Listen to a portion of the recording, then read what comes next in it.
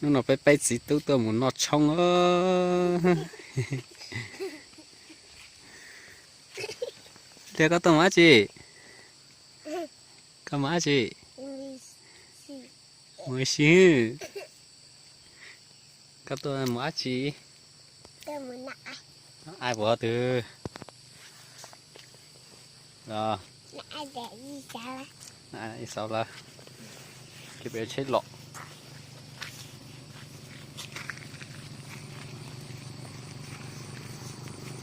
ไปใจไปลูกใช้หน่อตัวหมู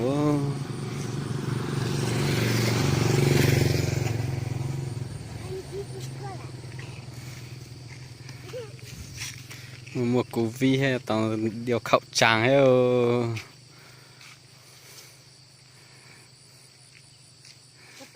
chú phải có mua heo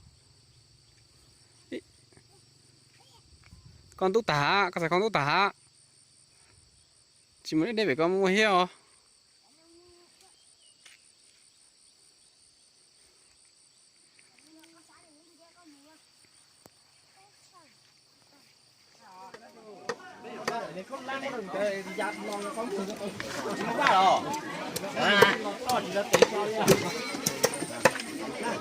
mất con rồi đó, alo chồng nói chuyện đấy cho em đi ra đi, mua luôn.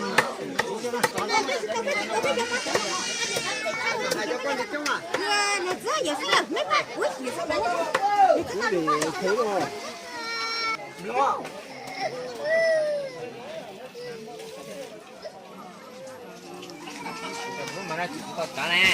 à Đúng rồi, chụp tao nè. đã tầm mà hành bây giờ Cái lỗ bộ ta. Lỗ bộ đó vậy. tao mua chơi trò